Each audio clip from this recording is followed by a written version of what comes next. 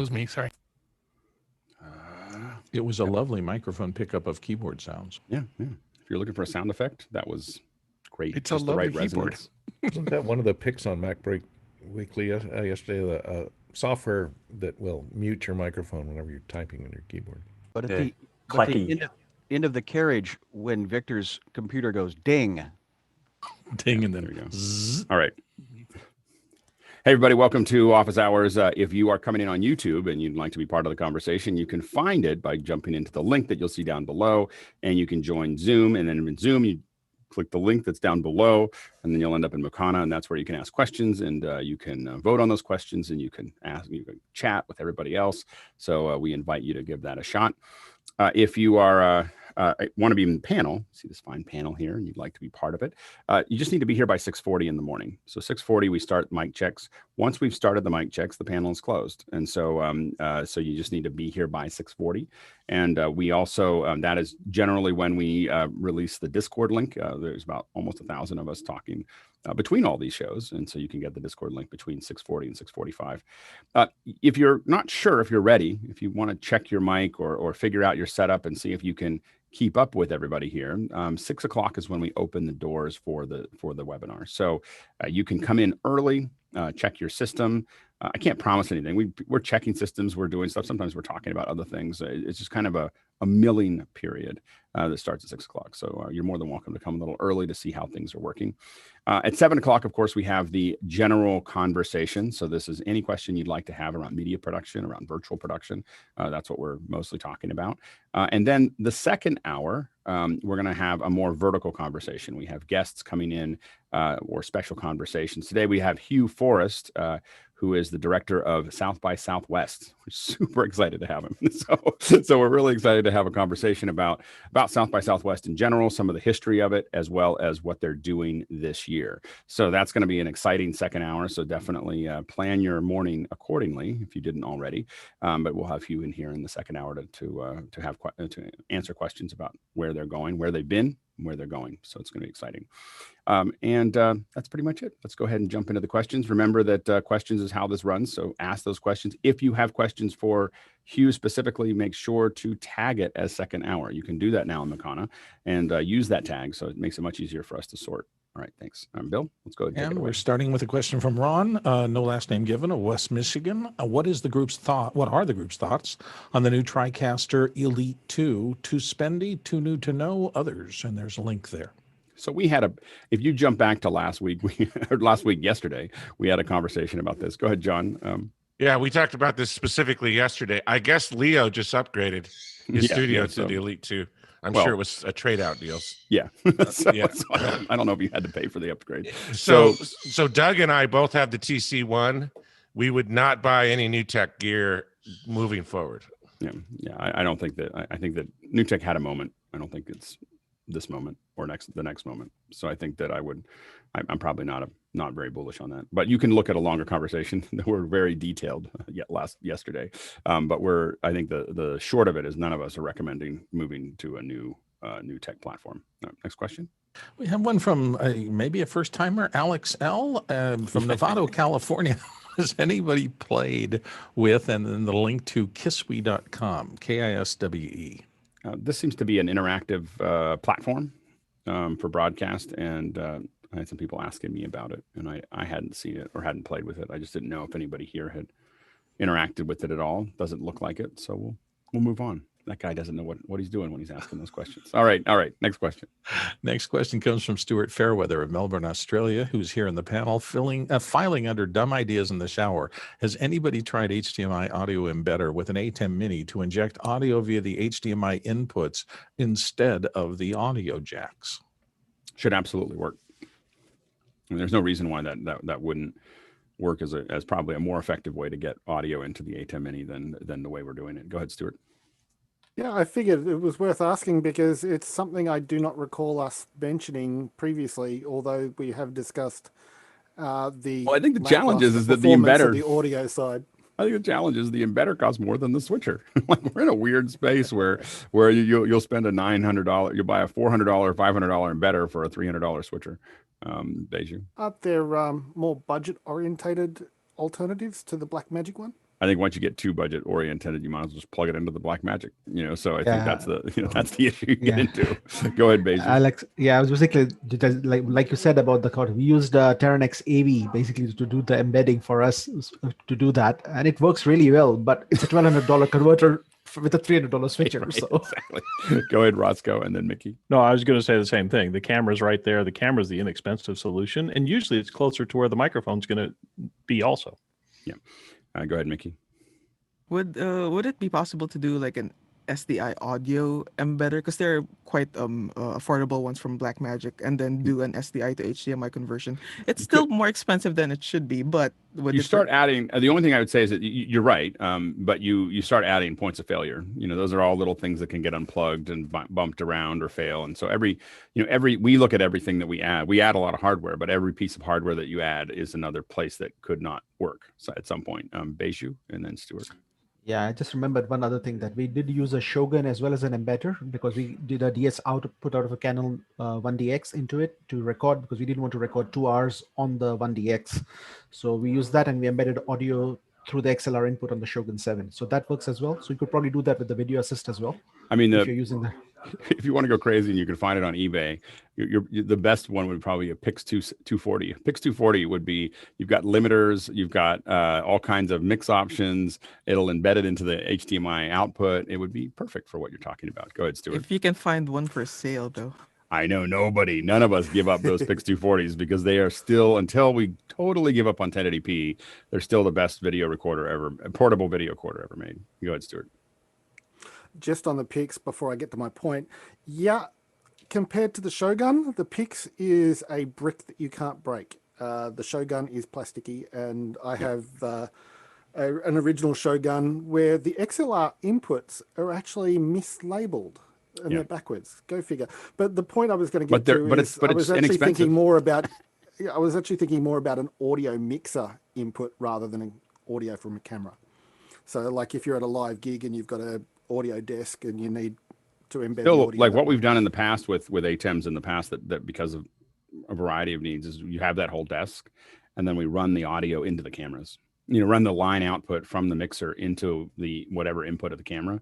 If the camera's got an XLR input, it tends to be a cleaner input there. But we've used the cameras as ways to get either the whole show or parts of the show. We've actually sent stems out from the mixer, where we send all the mics to one camera, we send all of the the music to another camera, and we've broken it all up so that all of it's coming in, and we're able to kind of do the final mix inside of the Atem or send it out. But you're using the different cameras to get it in, and it's not, you feel a little silly doing it, but it does work. Next question. Next question looks like we can bring up back to the top, because Phil's here. Victor asked from Brookings, South Dakota, can Phil talk about the Times Square New Year gig yet? Sure. I'd love to let you know what we do. We're involved, as you may know, that this year was quite a bit different than the years past. If anyone watched any of it, it was a little bit sad on a lot of points of the production. So many points. So many ways. It's funny because we have nothing to do with the sort of the design of how it goes down. I guess the directorial decisions that are made. We're executors, and it just needed a lot of help. It's one of the biggest amateur productions ever, and by that I mean there's some really great, talented, high-end, talented tech people on, but the whole production of it, the decisions made are made at very inexperienced levels of the show. But that's not my point. So to answer the question specifically, my company is basically responsible for a lot of the signs in Times Square, the LED video signs, and then through that. And are you accountable for those year round? That's what we do. We manage those on behalf of the owners year round, and we change the content and the advertisements and do all the tech support and keep them up and running. at some point, that's maybe a separate side conversation. It's very interesting just to kind of understand. It's basically those big signs are basically big video screens with very odd resolutions. I think a second hour if you're game. Yeah, I'd be happy to. I could do one from a control room, and you can see what it looks like. You know, so someone put that into Discord so I don't forget. Yeah. So, but it would be great to get Phil on for a second. And there's a whole bunch of like old cheese graters running them, and old video. You'd be surprised at the simplicity. We want a tour. Yeah, it's very interesting. I can show you. I mean, we single-handedly keep the secondhand market for old Mac Pros in business. It's anyway. But to that point, so New Year's Eve, of course, is a big night, and a lot of eyeballs on it. So a lot of the advertisers, up the stakes of what's going on. And gosh, just to kind of the overview, there's multiple video productions going on, as you can probably understand. So there's this pool feed that happens where the Times Square Alliance is the sort of government agency that runs the business improvement district of Times Square, and their basic year-long effort is keeping New Year's Eve party going. And they produce the pool feed, so they have cameras out shooting people with the wavy flags and sort of the B-roll that you see a lot. And is that pool feed being supplied? Does that go back to like LTN and the switch and that type of thing? Yeah, absolutely. And anyone can use that. So no matter practically what network you're watching, you're seeing some bits of that as they cut around to the B-roll of Times Square of people yelling. And that's produced by one company. It's switched by one company. And then the Times Square Alliance actually has a live feed. You can actually watch that entire feed online. They had it online this year. So you can sit there and just sort of watch the pool feed of B-roll. And it's more than just B-roll. There's actually an event. There's people singing. Gloria Gaynor sang on it and so forth. But it's pretty basic event production. It's not Dick Clark Productions, which runs the ABC. If you watch ABC, so Dick Clark Production comes in. And we used to work with Dick when he was alive and put their stuff together, but it's still his production company that has the contract for the ABC version of what happens. And then they'll cut back and forth from the pool feed to some of their own cameramen. So their actually footprint of their production is not as big as you might imagine, because they may only have a half dozen or so cameras. They do have a truck there, and there's a couple of other trucks, but then in other years, MTV will have their own, CNN will have their own, and some of the other networks. NBC does, of course, and then the whole ball is another company. Sponsored by Kia this year. Right. So most the horrible sponsorship I'd ever seen. It's a whole web of stuff, and the signs on One Times Square, which is the really tall building that holds the ball, is rented out by somebody else, and none of it is coordinated, and that's the biggest problem. Yeah, like so everybody's got their own thing. Everybody's fighting for the eyeballs. Everybody's trying to sell their own ads, and it's just this big mess of you say if somebody could get their arms around this and make it powerful, one singular vision, it would be awesome. And we've done that in the past. I think I've even told the story of where, like, we did King Kong Lives, when Peter Jackson did his version of King Kong, and we did a domination where we controlled every single sign in Times Square, and we made it go black, and everybody in Times Square was going, whoa, whoa, whoa, the power's out and everything. And then all at once, King Kong Lives comes up on every single screen in Times Square. And so those are very, very powerful moments we call dominations. How often do you get dominate? How often do you get to do a domination? It's rare because it costs a lot of money. It's expensive because there's no system in place to just say, let's synchronize these things. And it's really sad that could be. And so it's kind of a lost business opportunity, and it's just because it's so, fractured in terms of ownership, but it makes it fun and different. So anyway, so we kept the signs going and we coordinated them. Sometimes we would have, I don't know if you could even notice this year when there's a live performance, sometimes they'll do IMAG on the signs, so it's sort of like in a concert you'd see. And IMAG for those of you watching is when we're taking the camera feeds there and putting them onto the screen, so that so you see the performer on the screen as the performer's on the stage as a backdrop element or something like that. And so some screens are set up to do that easily with a hydrant, a video hydrant, where you just plug in an SDI, and some have to be rigged every year to accommodate that, and that's a whole story. And so and then there's communications in Times Square with RF frequencies and all kinds of stuff. And it's one of these. Is there any centralized comms for Times Square? Well, not centralized comms, but there is a central an RF police, a guy whose whole job it is to make sure everybody's walkies are on frequency coordinator. You're right, exactly. Yeah. And but otherwise, every company has their own comms, and sometimes there's some interlinks in Dante in between. Yeah. Mickey, yeah. Well, RF coordination in Times Square, yeah, that must be fun. You mentioned video hydrant. Like, is there actual infrastructure there to easily interconnect things, or do you actually have to run cables every day? Yeah. Every show? So recently, Verizon and a couple of companies have come and put sort of centralized actual manholes in certain places in Times Square, and there's real easy fiber interconnect that can bring us those, pretty much. Do you know if those are like Nimbras that they're dropping into there to? There's different over IP, or is it? No, it's usually dark fiber that goes. You go to the switch, and then they'll route it. In some cases, like Times Square Studios, which is the studio where Good Morning America comes from, that has the wavy LED sign. There's some interconnect directly to those studios. There's a couple of other studio points around the square that have direct connection. It's kind of this mess of, the longer you've been there, you just kind of know where the holes are, and you can just kind of plug in.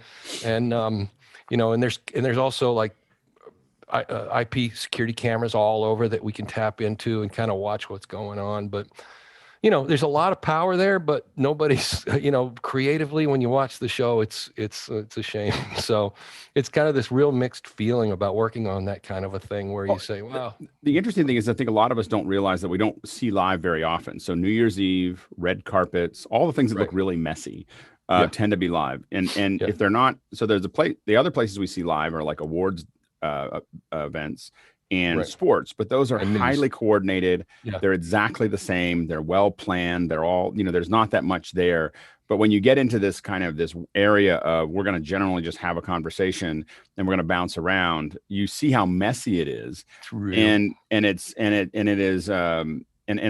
doesn't have to be that way, but it is that way, just because the broadcasters actually don't have that much experience doing it, because they're not used to it. Yeah, it is the same technical group of people pretty much for the last 20, 30 years. But the problem is the people creating the show, meaning who's going to be standing where and who are they going to be talking to, is one, never the same, and two, often they don't have control over it. So when Ryan Seacrest is standing in Times Square, the night before, they don't necessarily know who. They can't sit there and choreograph, okay, now at 10:25 you're going to go over here, and 10:55 you're going to go over here, because they're dealing with elements that other entities are putting in Times Square. So there's a lot of decisions being made on the fly, just even from a show standpoint, that it could be a little bit cleaner.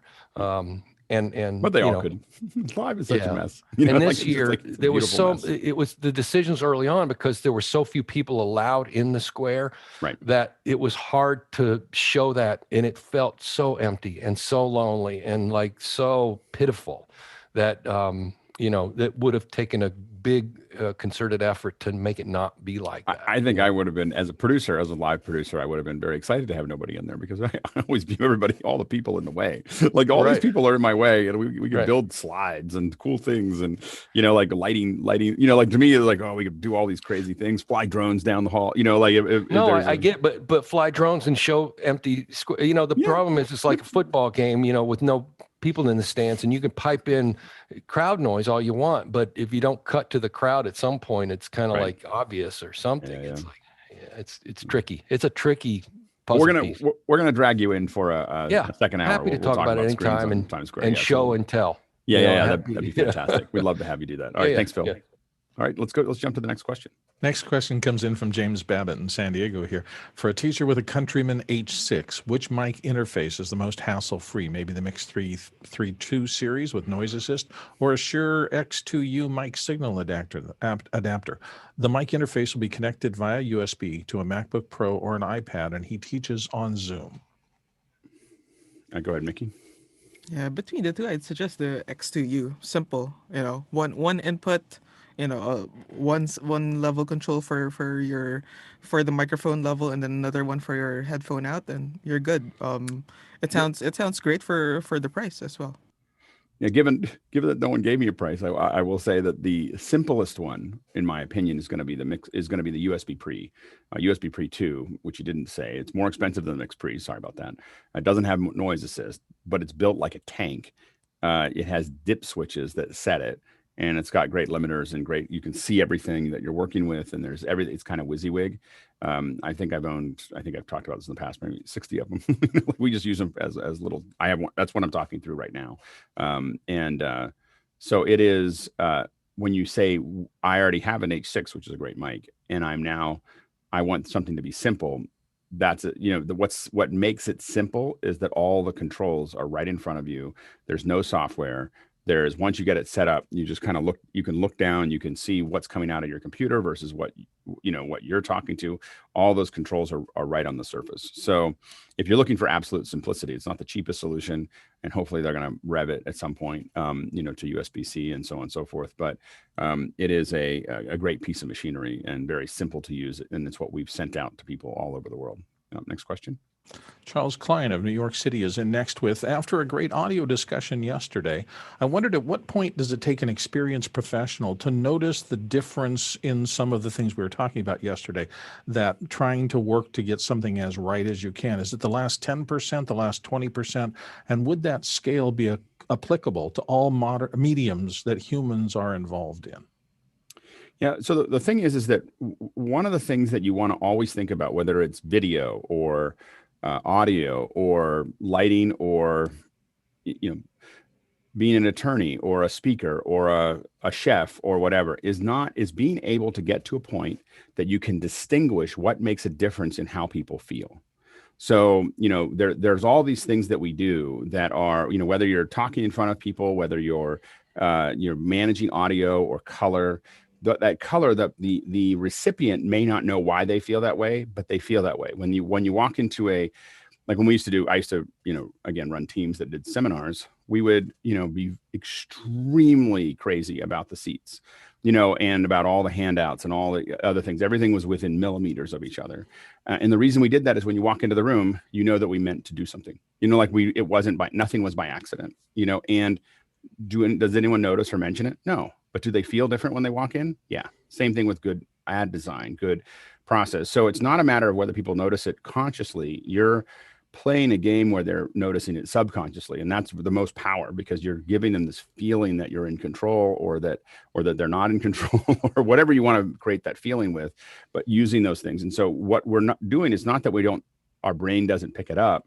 It's that we're moving that information from our subconscious to our conscious. As a professional, we get good at understanding why that creates a feeling or a thought process for people. Go ahead, Bill, and then Mickey.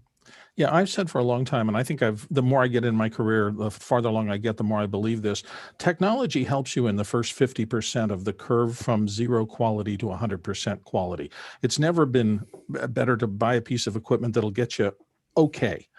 That piece, though, from 50% up to 100% is as hard today as it has ever been. And I think in a lot of ways it's unachievable to get to 100%, but it is so much more difficult to get from 50 to 60% than it was from 0 to 50%. Way harder to get from 60 to 70. It's like a parabola. It's just, it's like an arc. It is a logarithmic thing. And I will guarantee you that whoever designed Fabergé eggs, right, widely considered fabulous works of art, they know there's flaws, and they will be working to get it better the next time, even after they've done something globally allocated, beautiful work. What's interesting is that generally the better you get at it, the more you feel like you don't understand it. It's like a goal that just keeps stretching further and further away from you as you work on it. Go ahead, Mickey. Yeah, it's funny that Bill gave the same figures I was going to give out. Like, yeah, you can get to the first 50% with technical solutions and using scopes and whatnot. It was talking specifically about sound. But the rest of it is, as Alex mentioned, like, say for example, specifically for mixing, especially like in post mixing, it's a lot of feel. Like, say you, for example, like in a reality show, Hell's Kitchen, Gordon Ramsay is just a bit more compressed than everyone else because compression brings in that psychology of someone is in power, is thicker sound, more in control. So a lot of that is like you don't get that with technical tools. You get that with artistic decisions and also feel. Um, and how to learn that is just keep on doing, just keep on listening, and also um, hang out with people who know their stuff and learn from them, because you eventually start to pick these things up and you hear those differences that do uh, bring out the feeling again, the feeling. Absolutely. Great question. Next question. Moving on to Chris Comfort of New York City, who says, with Filmic Pro and Remote, can the devices connect directly with each other, or do they require a cell or Wi-Fi network to bridge them? I'm not actually sure how they bridge. I've been playing a lot with Filmic Pro, and I've been meaning to get into the remote control of it. A lot of the remote control works on Wi-Fi. They want to get on a Wi-Fi. They're not necessarily using the Wi-Fi network. That, like for instance, with your all your Apple iCloud stuff, it doesn't care what network you're on, just that the Wi-Fi is on. It's using that as a transfer function. But I'm actually not certain for Filmic. Go ahead, Chris. The only reason I ask is because I'm thinking I'm getting that 12 Pro Max, but controlling it with my older phone. Yep. Almost like in a gimbal situation, or like and then doing it outside of a network, like outside, or capturing activity and stuff like that. So the other thing you can do is use one of your phones as a hotspot. That they connect. Yeah. Okay. Yeah. So if it needs Wi-Fi, you can use a variety of different things that may not be connected to the internet, but it's some kind of wireless Wi-Fi hub. There's a lot of options there that if you needed to have it over a Wi-Fi network, that you can create that without the internet. Sure. So it's another thing to think about. That's a thought. Cool. I believe it needs to be on the same network segment, so it can be a combination of Wi-Fi or LAN. I don't think it needs it's using Bonjour Discovery, I believe. So as long as it's on the same network, same subnet, basically, it should work. Actually, very curious about whether you could VPN in and control the camera remotely. Anyway, all right. I'm about to do a bunch of stuff with Filmic Pro as early as this weekend. Well, some tomorrow possibly, as we talk about cooking. But we'll play with that more. Yeah. Next question. Paul Wallace of the panel in Austin, Texas, is in with what's the best Wi-Fi setup, main router and satellite routers for a very large house, maybe 4 to 5 hotspots. Did we talk? Yeah, go ahead, Phil.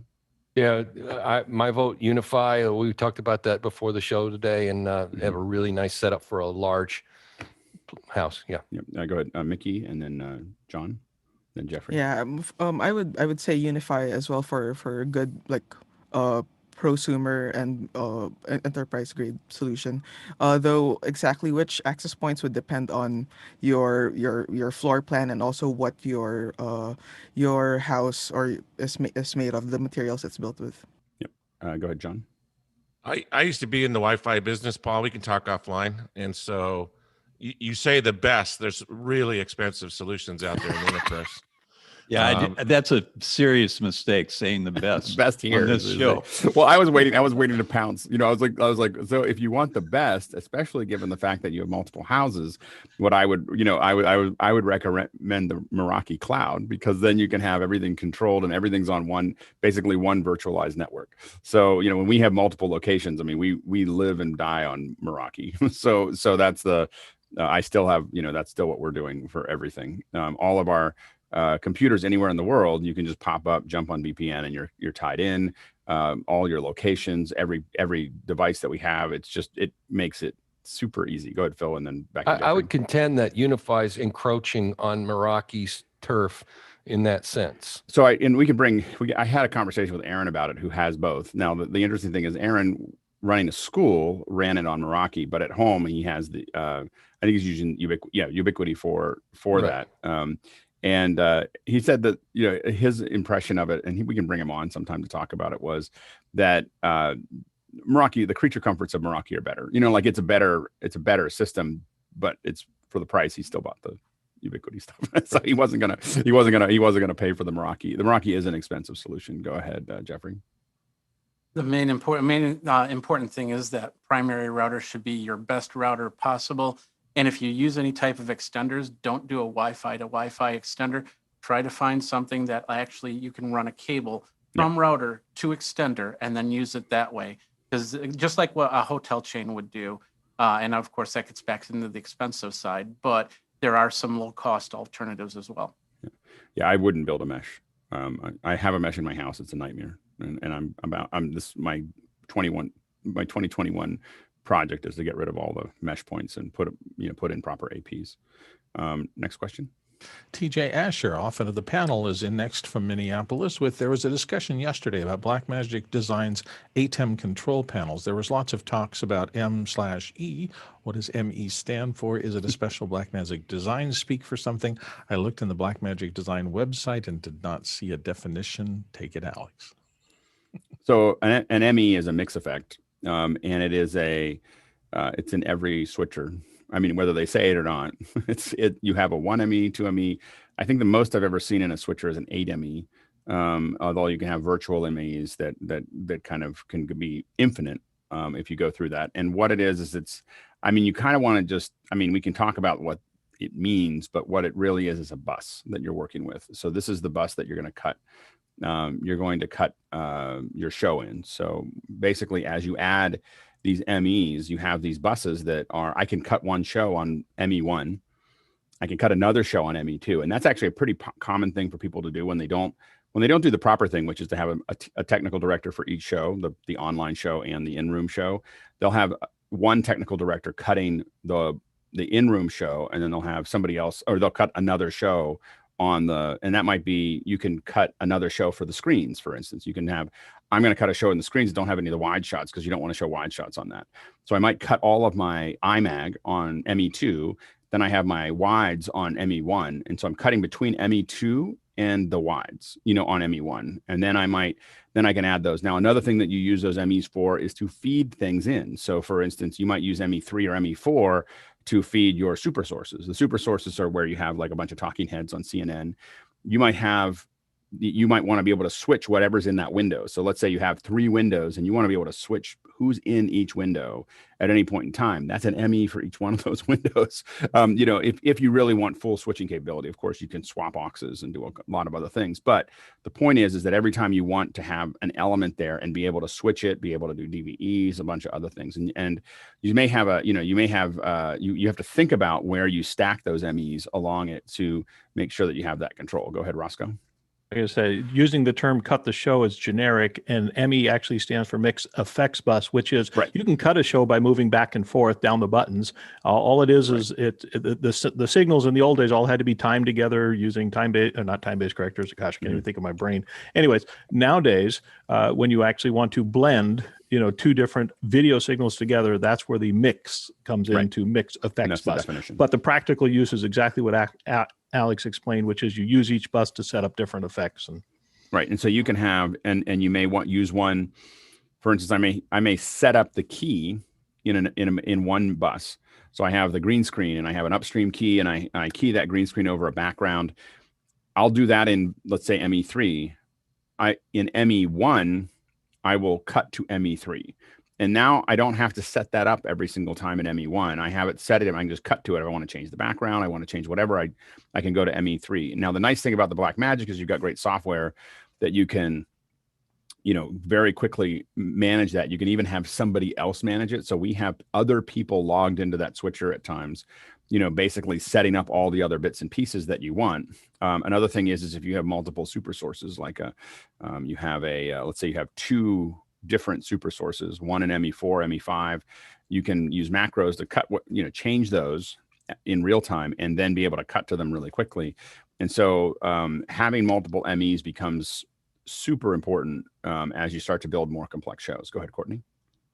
One question, Alex, on modern digital switchers, does each mix effects bus have 2 rows of inputs on it? So you got a foreground and a background, or something you're mixing between or compositing together? Generally, there's generally 2 that are there. So you preview and program for each one of those. When they only have one, sometimes you think of that aux bus as another like half. So you have like a bus and a half, because you can actually cut between that. And those are hard cuts. Now there are sports oftentimes cut slightly differently, where they swap what they're doing, and you're doing hard cuts for that. But generally what you want to do is the pattern you get into as a TD is that you put everything into preview and then you cut to it. So you're constantly hitting cut. And the reason you do that partially is there's a whole bunch of other people that are dependent on you. So when you start doing hard cuts between it, you're not giving anybody any warning. You go ready camera 2. That means that camera 2's the operator freezes, on what they're doing, or they do whatever they're going to do. Your shader makes sure that the camera matches the camera that you're in right now. So pushing things into preview, that preview bus going out of one of your auxes is going out to a whole bunch of people, and there's a bunch of decisions being made. There's lower thirds being added. There's all these other bits and pieces, and then you cut to it.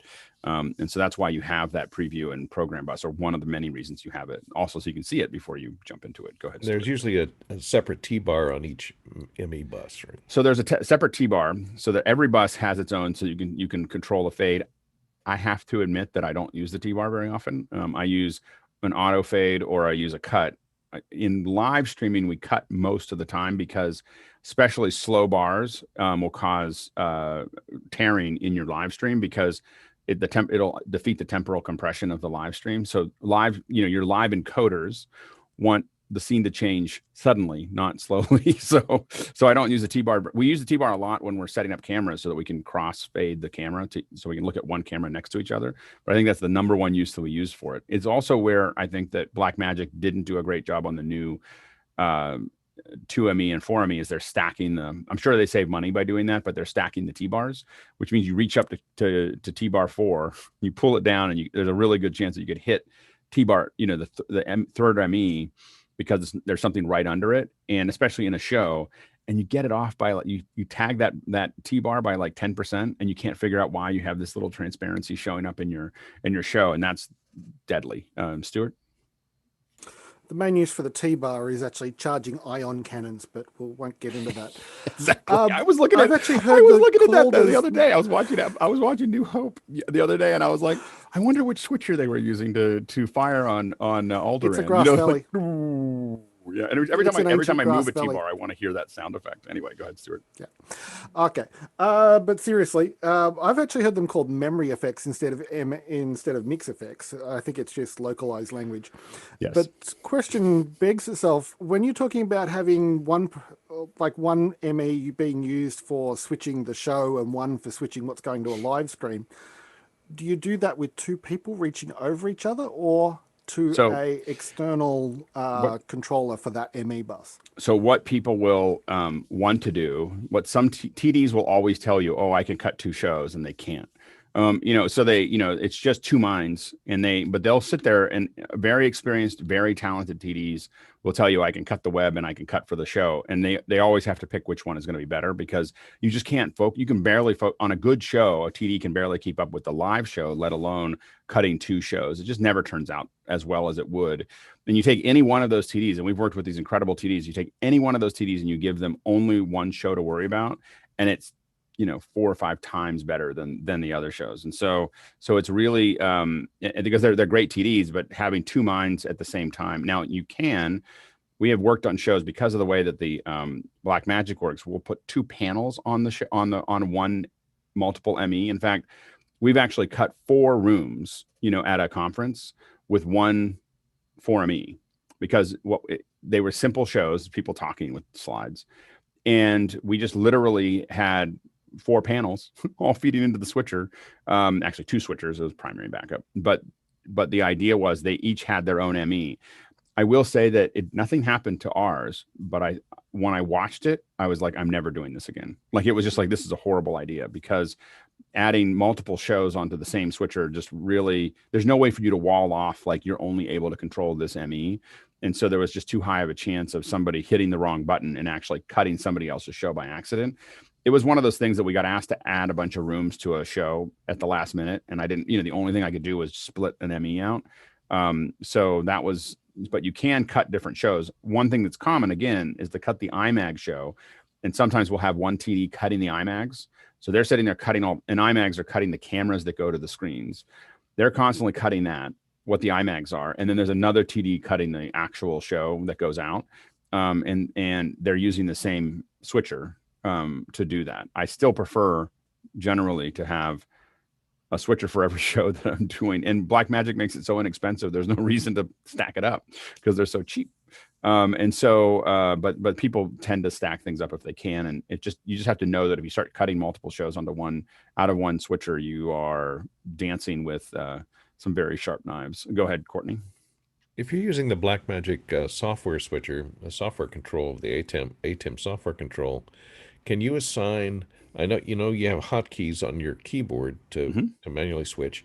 Can you assign those hotkeys to the mix effects bus rather than the program bus, so that a second person running another instance on another computer could be controlling the aux bus or could be controlling the ME with the hotkeys in the keyboard as opposed to? We don't usually use the hotkeys when we do that. So when we do that, we're using the API. So you can absolutely control every switch, everything. The big advantage, one of the reasons we stick with Blackmagic, is because the API is wide open. We can code things, and so we have Arduino boards that can talk to the switcher, and you can actually have it control anything. We had one client that was very high profile that wanted a button on their desk, that if they didn't want something to go out to the air, they said, I want to be able to hit a button and it just puts up a logo.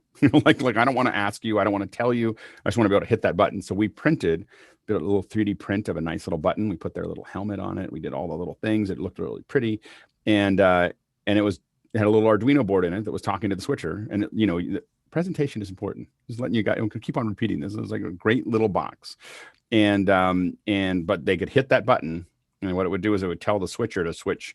It would switch one of the MEs and it would take out the audio and the video in instant, but it was controllable by them. And again, we did that through Arduino, not through any kind of hotkeys. The hotkeys are good, but they're very limited they're also, they tend to fall apart. So if you're depending on the hotkeys for the switcher, you will hit things where you hit it once and it doesn't go, or you hit it once and it goes twice, or, there's all these clocking issues that you get into with USB that are not great for that solution. Go ahead. You Bill. could also use a Stream Deck, right?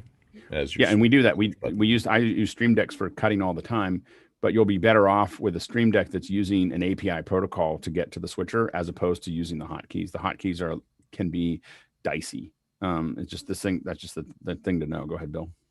I just wanted to point out to everybody maybe who's new to the show and hasn't watched for a long time, TJ asked what is a pretty basic question. And I think a lot of people, especially new to the show, would think, oh, that's too simple. I'm not going to ask a technical group that. But look at the discussion this generated from a simple question. Yep. We forget to go back to the beginning sometimes. And in that respect, I just want to say you'll hear the term aux, that's just short for auxiliary.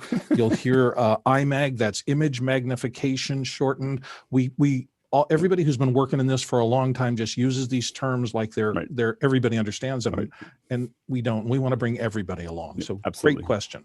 And a bus isn't a vehicle with a bunch of people on it. Next question. Okay, moving on to Jonas Dattel over at Lincoln, Germany. Can a MOTU M2 work as a standalone device that can output directly to a camera? See, then we get. Go ahead, Mickey. I'm not sure exactly with the M2, but typically audio interfaces do not run standalone. Most audio interfaces don't. Go ahead, Chris. It does have direct monitoring, but unlike other MOTU devices, it does not have true internal mixing. So you're going to be mixing just with the input gains, and then direct monitoring, I think, is probably the closest you'll get with something that small. I have an 828 Mark II, which is a very old piece, but it has true mixing inside the box. Mm-hmm. So great. Next question.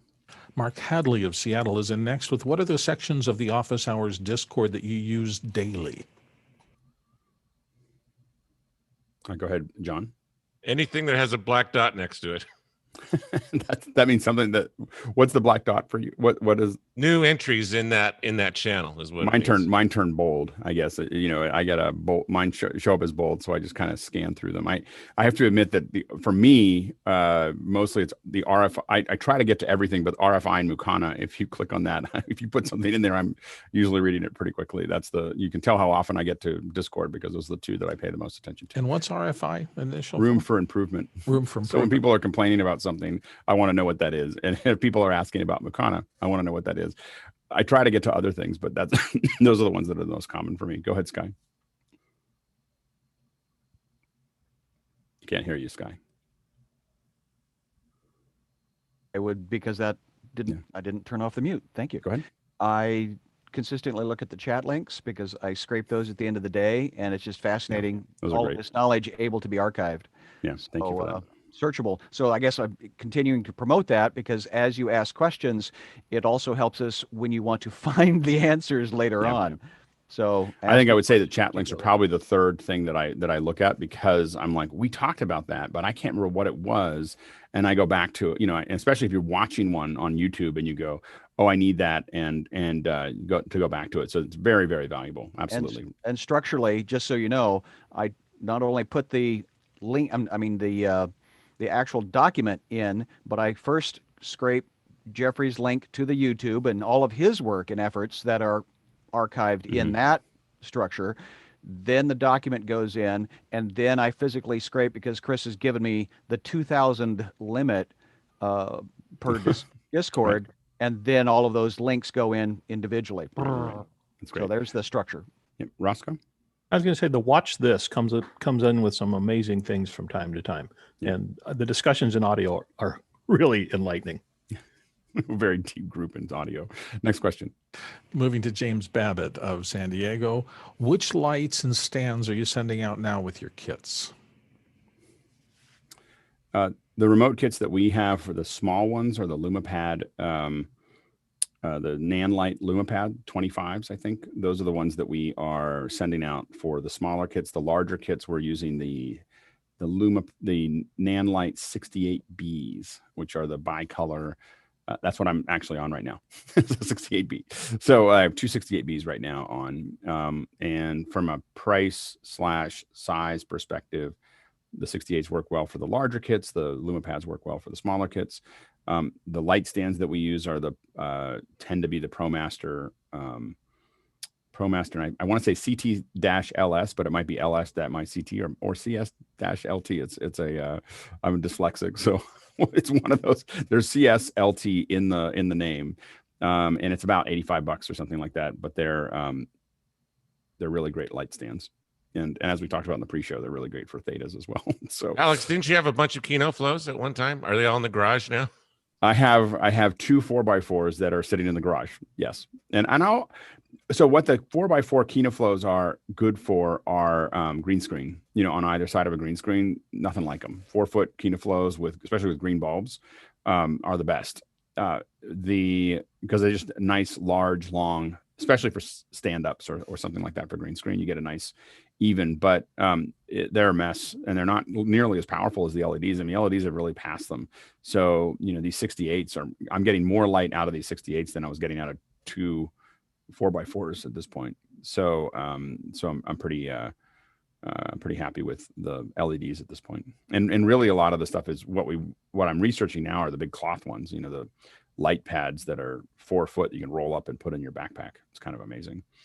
Anything else? Anybody else using something different? Anyway, that's what we use for our kits. Next question. Maranatha Spanish Church is back from Grand Rapids, Michigan. Said, I heard many times about fiber optic setup. How and what do I need to set up a fiber optic system in my home? Oh, fiber optic in your home. Now you're talking. I mean, the big thing you need to do is be able to run cables between your rooms. So figuring out the cable run between the rooms is key. You know, I will say that fiber optics is over the top. I'm putting fiber optics in this year for my house, but that crazy. You know, like it's not. I wouldn't recommend it to everyone to do that. If you're going to run fiber optics, it's just not that expensive anymore. Just run TAC 12. just run 12 pieces of glass. Will you use that anytime soon? No, but running the cable is really hard. Like that's the part just remember that whatever you run, it's really a pain to run the cable through your house. And so just do it once. You know, so what I'm running this summer or this spring or summer, I'm going to run TAC 12, Cat 6, I think Cat 6 I'm going to probably use. And then, 2 pieces of BNC, you know, and that's what's going to go to each room in my house back to my server room. And that means that I can easily throw audio in. I can throw Dante in, you know, or internet. And the TAC 12 means that I will never have to do it for the rest of my life. I will never have to do another run for the rest of my life. You know, 12 strands of glass mean that I can't imagine. Maybe when we're older, when we've been doing this for 30 years, I'll go, you know, I thought the 12 pieces of glass would be enough. And I just can't, you know, with 60K, you know, video, I can't do it anymore. And, you know, something like that. But I can't imagine using more than 12 pieces of glass. Stuart. I'm going to be the pessimist and say in 5 years' time, you'll need more glass. Then 12 strands of glass? The 12 strands of glass? You are exponential development. That's optimistic. Okay. I'm just going from experience running stuff through broadcast centers, but I mean, just to put it in perspective, I can do I can do 120 frame per second HDR 8K. I can do 4 of those on 1 piece of glass. You know, so anyway, the point I was actually going to get to is if you're running it through your home, there's a couple of very important things you need to do. Firstly, make sure you've already run conduit. Make sure the conduit has a minimum radius curve of about 50 centimeters, because if you pull the cable too tight, it will snap and you've just wasted a lot of money. One important point about fiber optic, mice love it. So make sure you run it in a conduit so the mice can't get to it. Yeah, that's great. Mickey, we're going to go into speed round here. Mickey?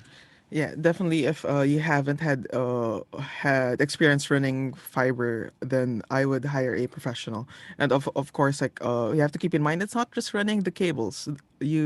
All your hardware has to be able to support fiber optic connections. Like your switches, you have to get switches that are capable of SFP or SFP plus or even higher if you need it. Yeah, and also note that hard turns, and you can't get certain wavelengths, won't make a hard turn. So if you push it really tight, some things will go through and some things won't, just because it depends on the wavelength. Next question. Brian Bavato of Detroit, Michigan is in with, does anyone have a solution for the purple glare produced by the new style of lens coatings on eyeglasses? Anything that can go over a computer screen, such as some kind of 3M material or a filter for the lens? No. Go ahead, Courtney, and then Sky real quick. Well, the purple glare, I think he's talking about is a fluoride coating, which is an anti-reflective coating. And so if you want to kill the reflection from an anti-reflective coating, I don't know what you would do. But you could use a polarizing filter on your camera and rotate it so that it kills that specific reflection. That's the only thing I could think of doing. Go ahead, Sky. Well, again, I don't know about on a lens, but I know on a computer screen, this people that do what it's called ZAG, and they were the ones that created the clear skin that went around the rotors of helicopters, and it kept the blades from deteriorating in the desert. Yep. Next question. Christian Ortiz in South Florida says, what's a good ratio of voice speech over an application's sound? What I'm thinking of is speaking over a video or audio program or even gameplay. We're speaking audio to -23 plus or minus 1 LUF. What is the sweet spot for an application? Go ahead, Stuart. The opposite of what Christopher Nolan used. Oh, rough. Go ahead, Mickey. I would probably play program sound at 6 to 12 LUFs below your speech, but I would ride the fader. Yeah. Go ahead, Bill.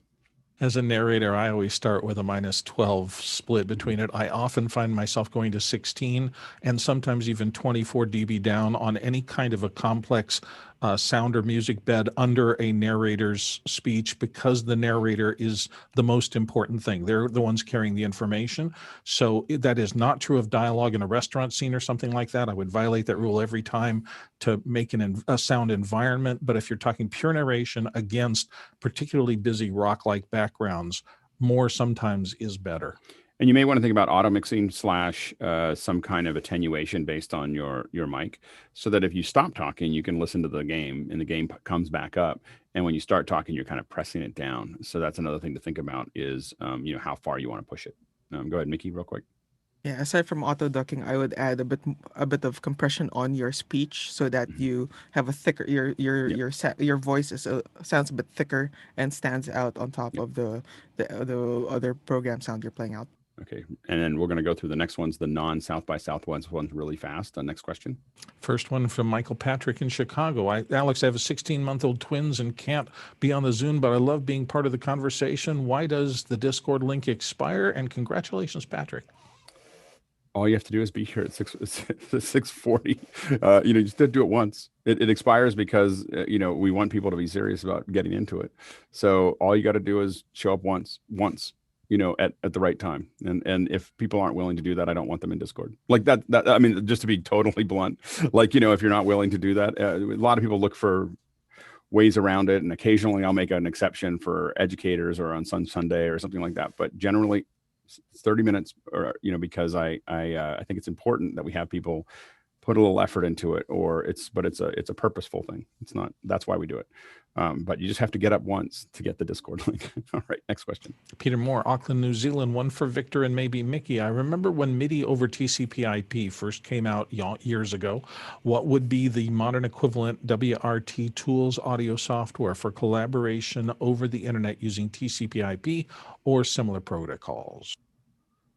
Go ahead, Nikki. I would assume Victor would have more experience than me on this, but I think it would be OSC. That would be the current mainstream protocol for network transport of control. Victor? Yeah, I believe that's right. I'm just now investigating OSC over MIDI for the huddle cam to control it. So I'll let you know. Great. Thanks, guys. Next question. Paul King in Northern Virginia asked, truth or myth, doing a virtual event, such as a gala, is a significant cost savings versus doing an in-person event? Well, all I can say is that if you build an in-person event at the same budget, or a virtual event at the same budget as an in-person event, you'll never go back to the in-person event. Like if you give me that much money that you you put into that gala, you can bring in people from all over the world at a level that you could never do it, and at a level that you can never do it. What we don't see is very often people doing that. They're trying to spend 1% or 10% of what they spent on their physical event. And it, turns out the way it turns out. but when we are given the opportunity to build things where we're given most of the budget that they had for a physical event, we're crushing it. Like no one is doing those things and then going, oh, I should go back to the physical event. They're like, well, we'll do a physical event, but we're really going to focus on virtual because the scale is so much bigger. Courtney and then Sky, really, really fast. Yeah, if it's normally a banquet, you save a lot on catering on the virtual event. Yeah, exactly. Maybe we've done events where we send all the catering out, so we deliver it to people's houses, and that does it. What's funny is for the same price, that we were paying for the incredible hotel food. Go ahead, Sky. I need the number of your caterer, please. I really do. I'm physically needing that right now. But my question is going to be the ROI. Often these banquets or galas are for fundraising. So I'm very curious a year from now to see where the ROI is on that investment. Still raising a lot of money. Next question. Yep. James Babbitt here in San Diego. What movies on Disney Plus would you choose to watch on a Sunday night? One idea is Soul. We're not going to go this first Sunday night. We're not for the movie nights. We're not going to go into something really high profile because I have access to a lot of people that I don't want to. I want to test it on some smaller stuff. So I'm not sure exactly what we're going to use yet, but it's going to be something smaller than Soul because I want to try to, once we get good at it, bring some of the guys from Pixar in to talk about it. Next question. Michael Fisk of Spokane Valley. I watched the live DIY YouTube cast last night. What I learned was Jeff, home RenoVision DIY, needs to tune in here, up his broadcast skills. What do you think? Maybe towards my invite email and politely encourage him to have a look. He's doing live Q&As every Tuesday. This is his video right here. Yep, love to see him. So he's more than welcome to come and and talk. We'd love to see him do it. I think that a lot of people are still talent over technology, so there's some work to be done. Let's go to the next question. We're going to burn through these because we've got Sure. Vincent Alvarez of Bellingham, Washington. Last night, one of the networks had a countdown timer for the Georgia vote, labeled minutes, seconds, and then milliseconds. Milliseconds was only 2 digits and ran 60-0. What was wrong? Well, I'm sure that the milliseconds had to do with they were using a time code. Probably it was like, hey, we just throw a time code up there, and it was 60 is something they probably had access to, is my guess. That'd be my guess there. But yeah, you're right. It's an odd. I think the last one was a misprint, unless Stan was. I think Stan was having fun. Will it be sunny today? And the answer is yes. It's going to be sunny somewhere. Somewhere. It's always sunny in Philadelphia, evidently. All right. So we are now going to get ready to shift gears. We have Stuart. You had one last question here before we get to South by Southwest. What was the? 6 degrees, which that's a corporate message. Has anyone seen the blatant oil industry segments of Micro 6 degrees, which is on Discovery? It's pretty obvious, and it's really it's basically ripping off Connections, and it's. I still want to see Alton Brown do Connections. I want Alton Brown and ILM to partner, and it was funny because I mentioned that, and Alton Brown replied to me on Twitter, and he just said he was binging on Connections when he did Good Eats, when he's planning Good Eats. So it's an interesting interaction there.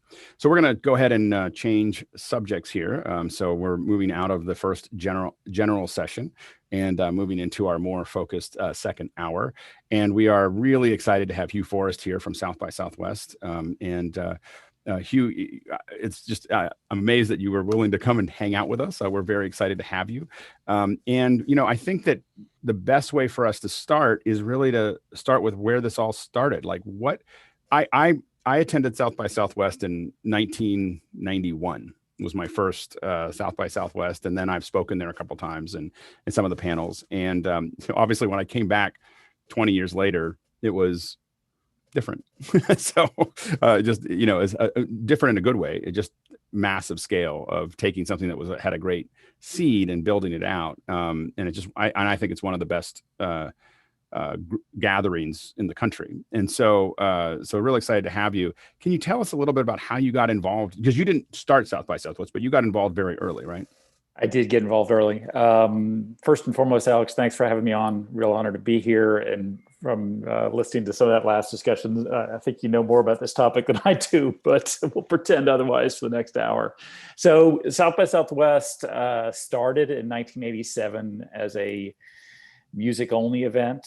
It was patterned after an event in New York called the New Music Seminar. And at one point, the organizers of the New Music Seminar were going to come to Austin and start what I think was called a New Music Seminar South, and then that fell through. So it was organized locally. Again, it was initially focused entirely on music. And then in 1994, we added what was then called film and multimedia, because that's what we called technology back in the dark ages there. And multimedia, that name eventually morphed to interactive. I first got involved with the event. I was hired in 1989. I was the first employee. I was hired because I had a computer and they didn't.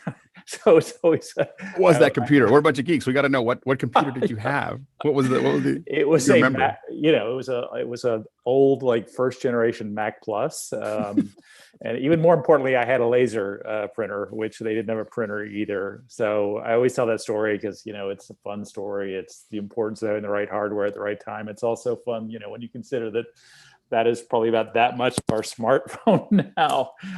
But at the time, it was relatively state of the art. And I had an old, since you guys are all geeks and nerds, I had a reflex database back in the day. That was Borland software maybe or something. Yeah.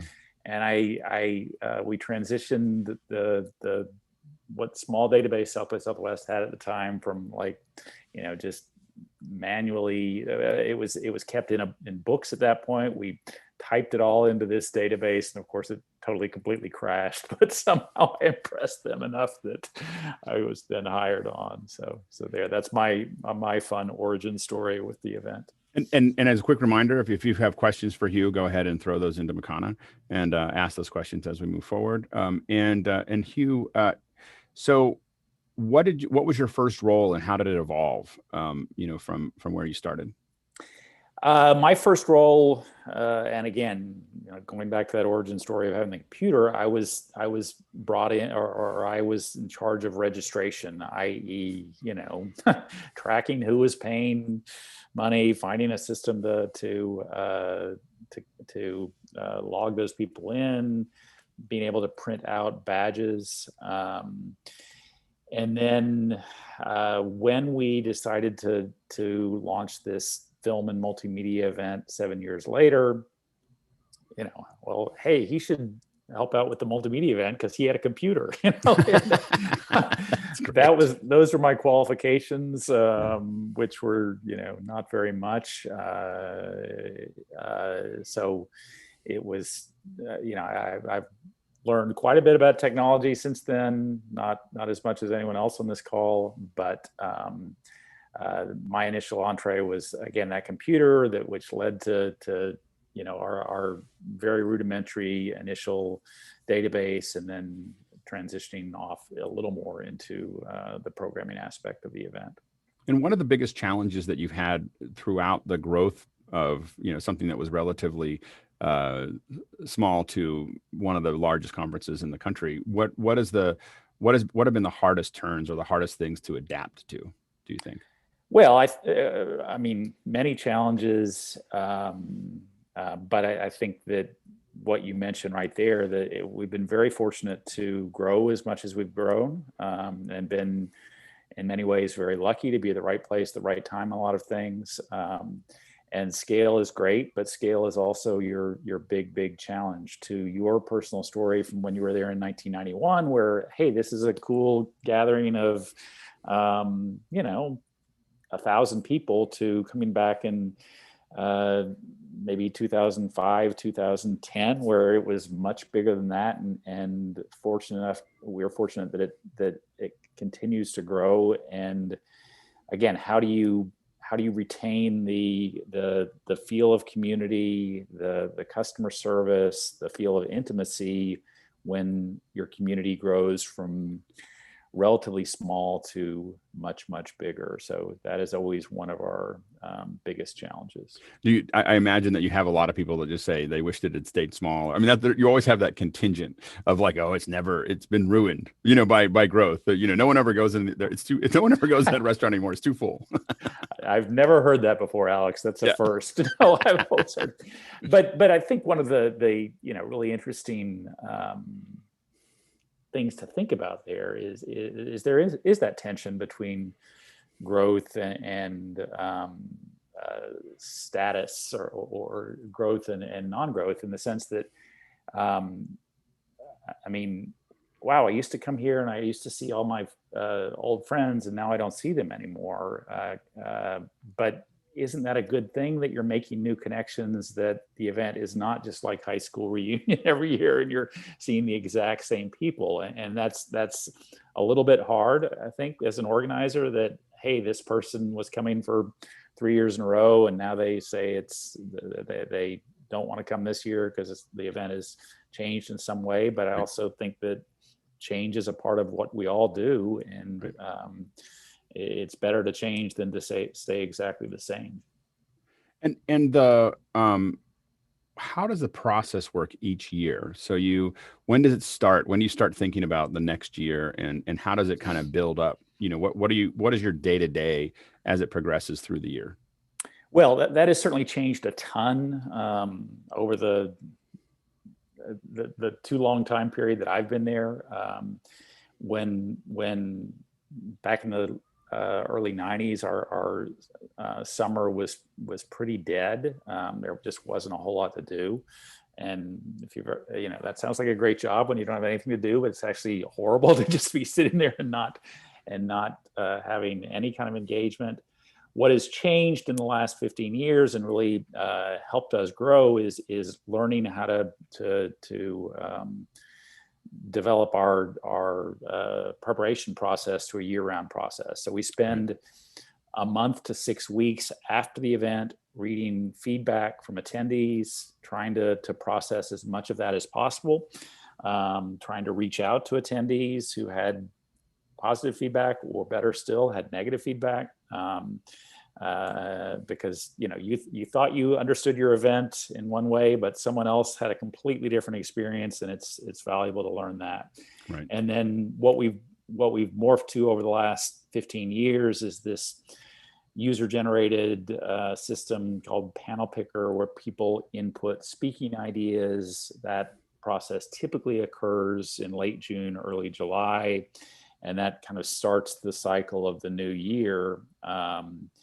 And that one of the many benefits of the Panel Picker is that it creates buzz about South by Southwest in the summer, when there typically was no buzz before. And the earlier you start buzz on your event, the more buzz you ultimately create. So that's been one of the things that's helped us grow a lot. The scale of speaking proposals we'll receive now via the Panel Picker, which is typically around 5,000, means that it takes us 2 months to process all those ideas, to read through them, to deliberate on them, argue about them, decide which ones are best. And on top of that, we're doing curation of stuff that we think should be part of the event that didn't come in via the Panel Picker. It is, I think, the probably the most of all the places that I speak, it's probably the most drawn out, which is funny because I'll agree to something. Someone will come, I'm doing a panel and do you want to be on it? And it's like in June or July.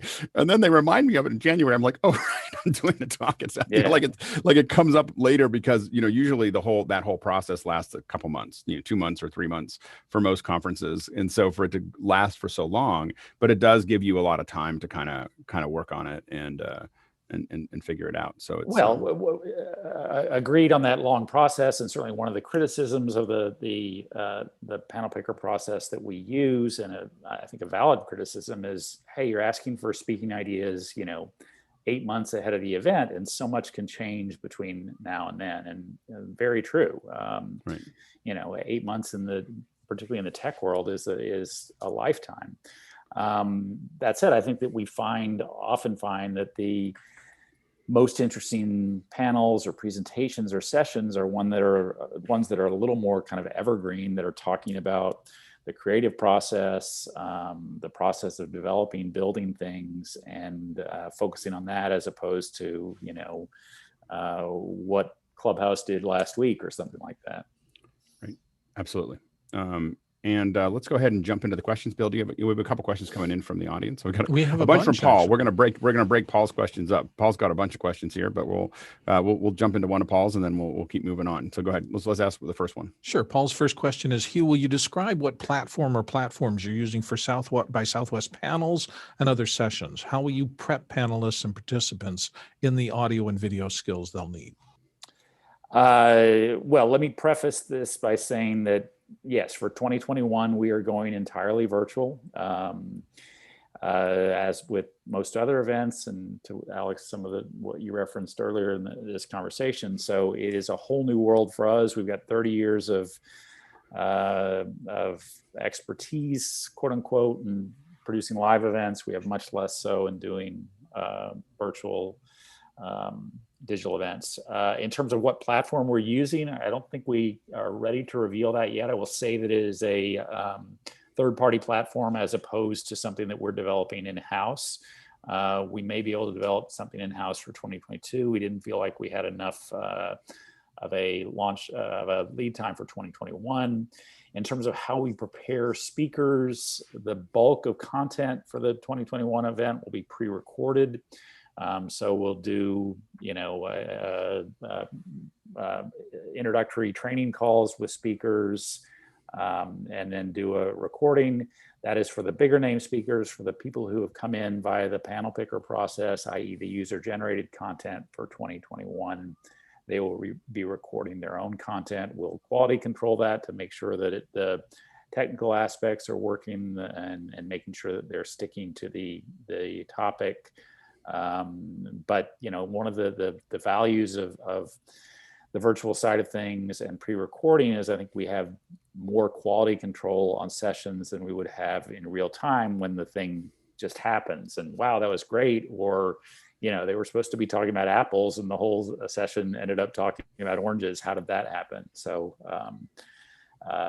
again, I think there's some advantages there. Inside of that, while people are watching videos, are you looking at any ways to create interactivity? I mean, one of the things that for us, I do a lot of, because we produce about 150 events this year. It's been a busy year as far as virtual events.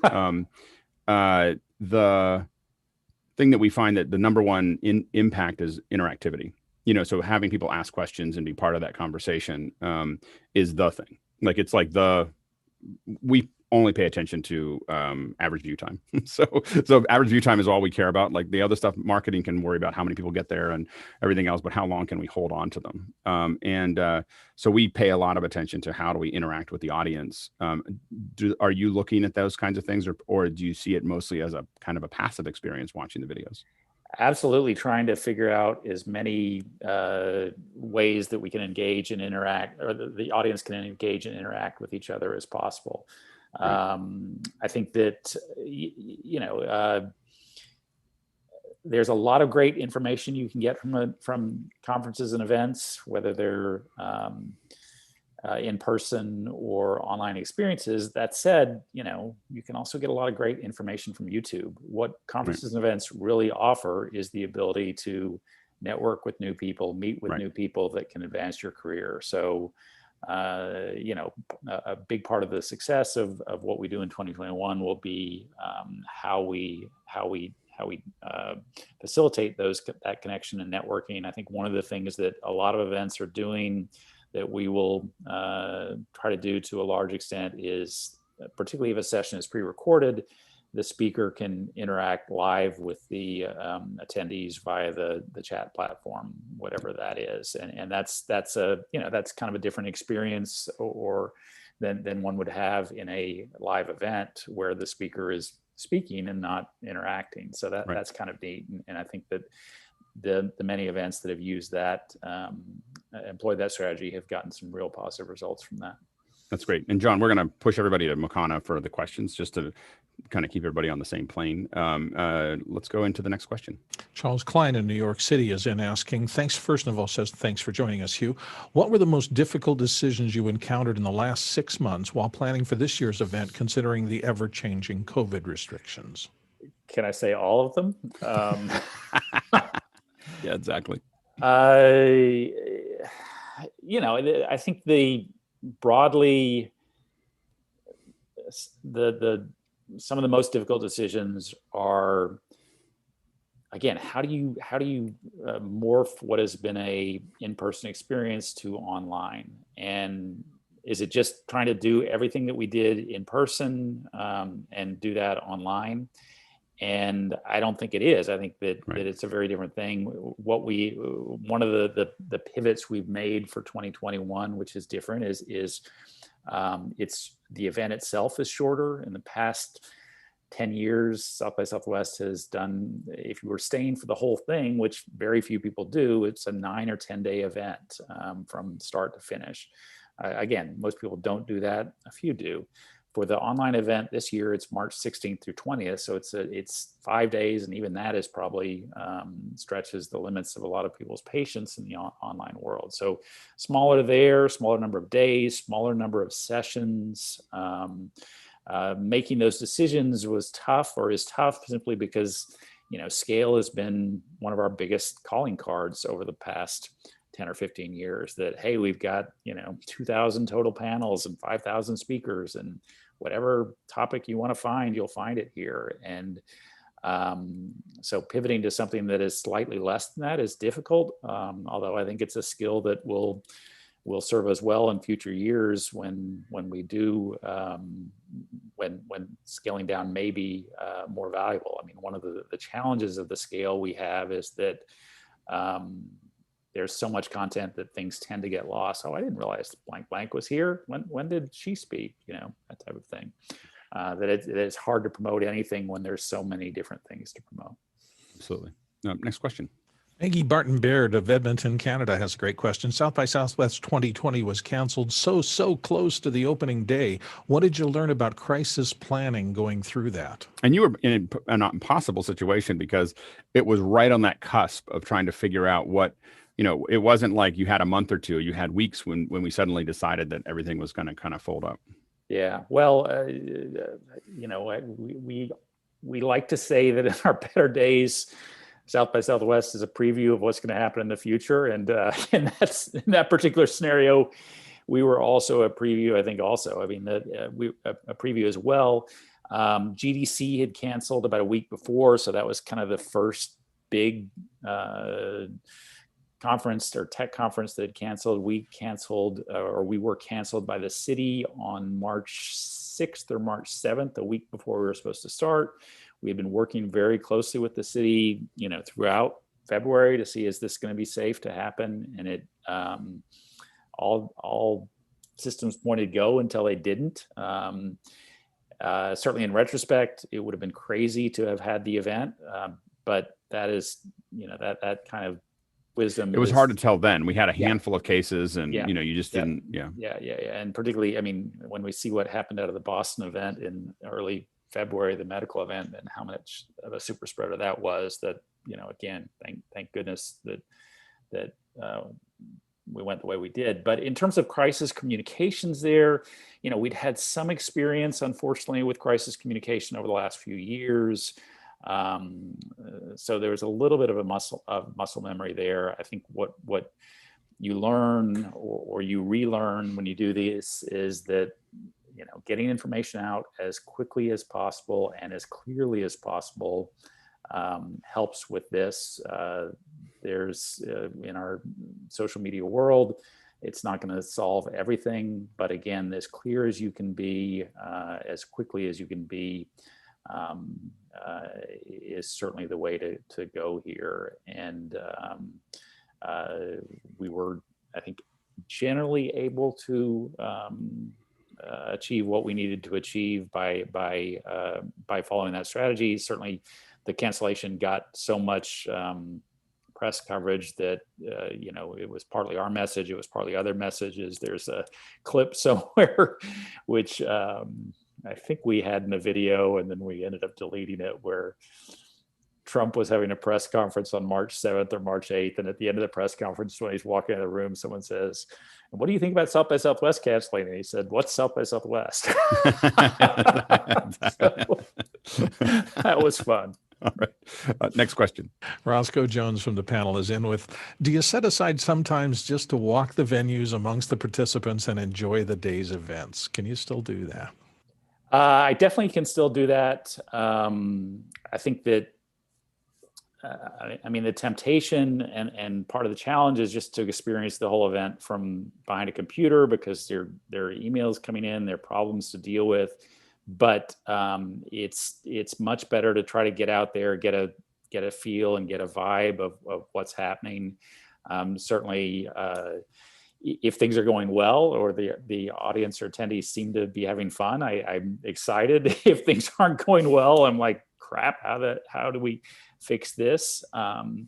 But again, I think part of the fixing process or whatever is just being accessible. And part of that is being online. If people are emailing and we can respond to them quickly, part of it is connecting with them face to face in real time. And sometimes they have nice things to say, sometimes they have a problem, but again, it's ultimately a customer service business, and you're trying to connect as much as possible with these people.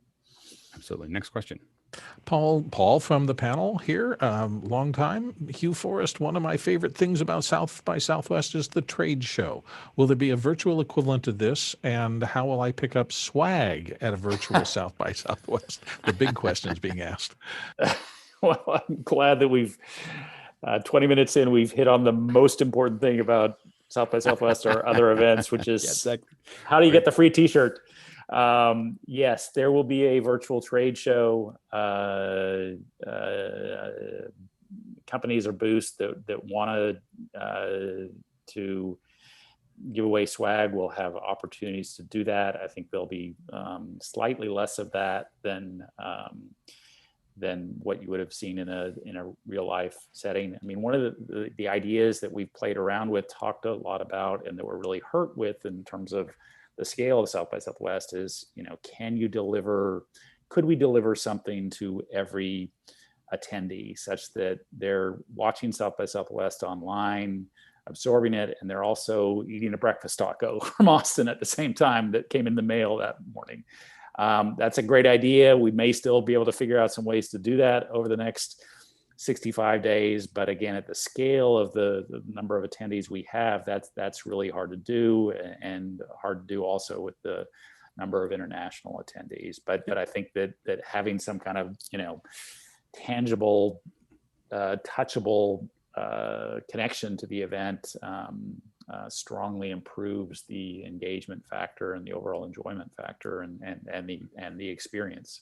How has the registration been? I mean, if you can say, compared to other years. It's been good. We have been pleasantly surprised with the number of people who have signed up so far. I mean, certainly one of the advantages, and I think you mentioned this earlier, of a virtual event is that the price point comes down significantly. So, right. It's the concept of democratizing access. You open it up to a new audience that perhaps wasn't able to participate before. Have you seen it be more international as far as registration? Yeah, we have seen that. We had grown a lot, or we have grown a lot in international registration over the last 10 years, such that in 2019, 1 out of every 4 of our registrants was coming from overseas. We again continue to see that push for international in the virtual space, and the point there being that you don't have to, if it's an online experience, you don't have to get on a plane to come to Austin. You don't have to find a hotel. You can check in at whatever time you want, and in many ways that's an easier experience. Yeah, I specialized in virtual events for the last decade, and the thing we always say is that you're really excluding 85 to 99% of the world when you do a physical event, because it is they can't get visas, they can't afford it, they don't have the time, they have all these other things. And it is, the hard part is that when you just have a stream of it, you're kind of a second, third, or fourth class citizen, depending on where they put the cameras, inside of that event. Whereas when it's a virtual event, everyone is at the same level, no matter where you are, anywhere in the world. So it's exactly. Yeah. Next question. Paul O'Brien is in, and he's talking about that community feel that South by Southwest has always had, and he calls it the invaluable cornerstone. And he asks, being virtual, what platforms or experiences does South by Southwest have in mind this year to keep that community feel? Hey, Paul, thanks for tuning in. Again, we'll do a lot of networking within sessions where we're hoping the speakers will interact with audience. We will have virtual meetups similar to or somewhat similar to the in-person meetups we've had. We'll have mentor sessions similar to the mentor sessions we've had in the past. So again, trying to figure out as many ways to connect the audience to speakers, connect the audience to each other, that we can do. I think one of another intriguing aspect of virtual events, and Alex, you may or may not agree with me on this one, is that attendees can be slightly more targeted in terms of their networking. I want to meet iOS developers from Washington State, and that is effective in a way. For real life events, what we often find or often hear is that, hey, the most meaningful connection I made was the person I met in line at the buying a taco, and we ended up going into business together, or that type of thing. And you to a degree lose in serendipity. The serendipitous factor of an online event is not the same as an in-person event. But again, there's I think more targeted and effective networking, and for many of us that is a value add. I think that what happens for us is that, we do this every day. so we have built a community of, a couple thousand people that all are kind of showing up for anywhere from an hour or a couple minutes to 5 hours a day. And so that serendipity occurs in our, pre-show and post-show. And, so we still have the same type of thing, except that we're really not constrained by time and space. So we're, like that. And that's what, for me, physical events show up for. And I've worked on, hundreds of physical events. So it's not that I don't interact with those, but it's, you always feel like you're limited to who showed up, and when you ran into them. Whereas here, because of Discord and, there's almost 1,000 people in Discord talking to each other about these subjects. There are people that are in pre-show and post-show just coming in randomly and talking. So we have a panel here, but there's a whole different set of people that show up before the show and talk for a little while, and then different set of folks that show up after the show, but they're congregating based on what they love, which is media and production or what they're interested in. And so, and they're not, again, constrained by time and space. So it's been, that's been the advantage that we've had, so far. But we do it. I think the advantage that we have also is repeat business, like that we're doing it every day or even every week, and doing it once to me is hard.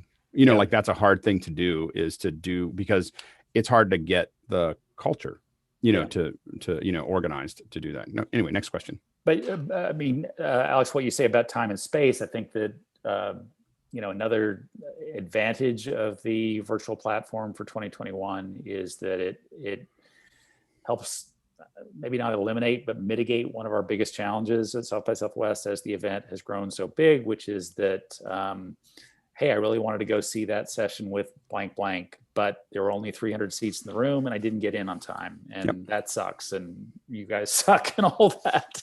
And in a virtual world, we're not constrained by time and place. We're not constrained by how many seats were in the room. So again, that's been one of our biggest pain points as the event has scaled, and excited that we'll eliminate that or mitigate that to a big extent for 2021.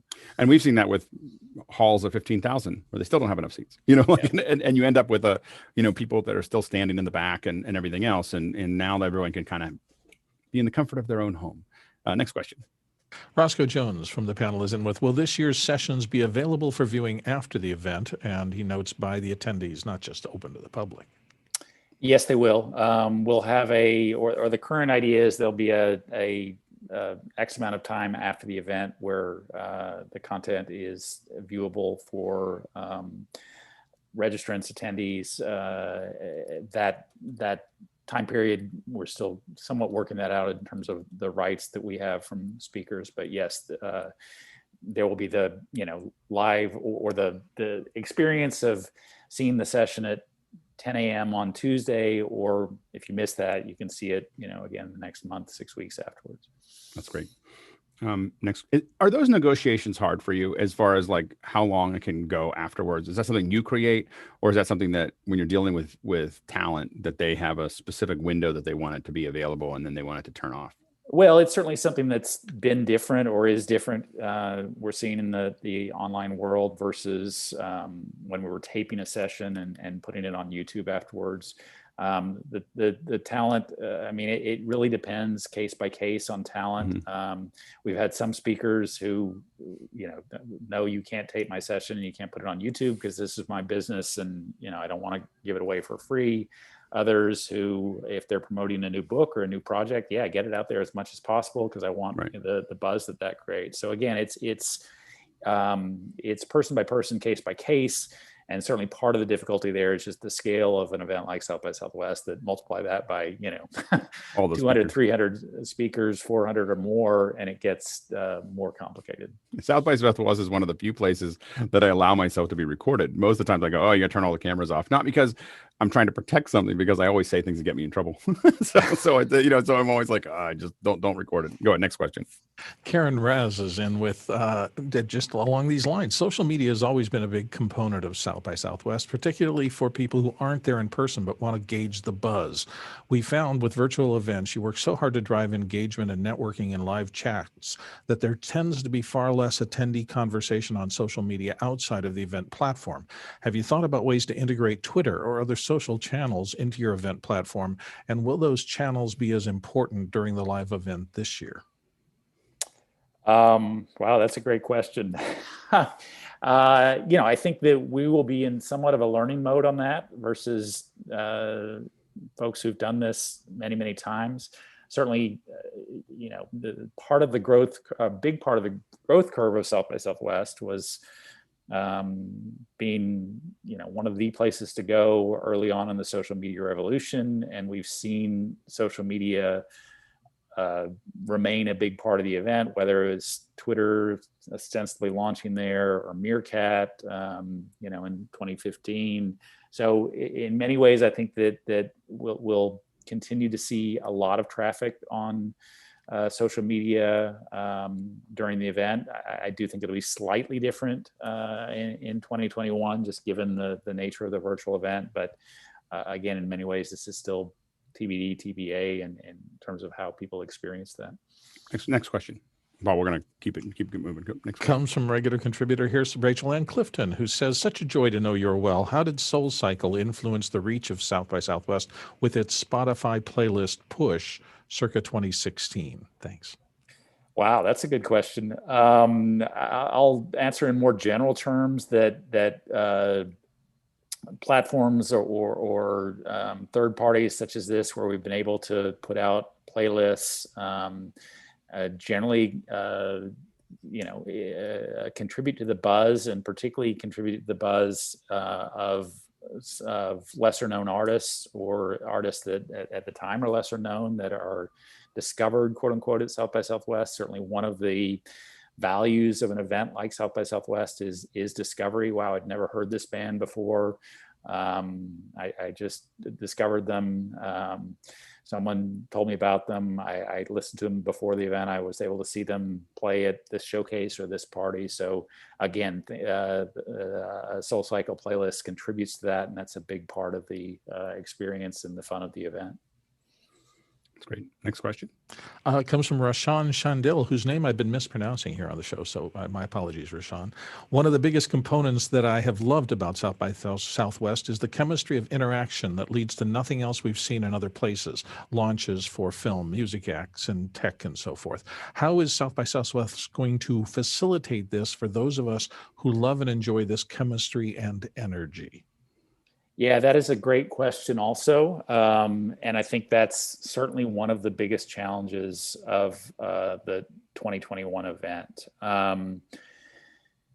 If I'm understanding the question correctly, I mean, one of the real values of South by Southwest is that you bring together tech people, music people, film people, people from a lot of different industries that may not always come together at an event, and that those cross-platform connections are one of the most neat things that come out. And to some extent, those cross-platform connections need to be really encouraged, because there's a tendency as humans that we hang out with the people we know, and we don't go to things that we don't know or people we don't know.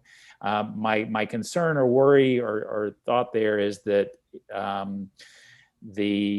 again, the online nature of the event will make it harder for people to venture out beyond their tribes and beyond their communities and make new connections. And so I think that some of our strategies there are to have more meetups that encourage different kinds of people to come together, constantly pushing that message out, go out and to attend sessions, attend meetups, attend some of the virtual events that aren't in your specific community.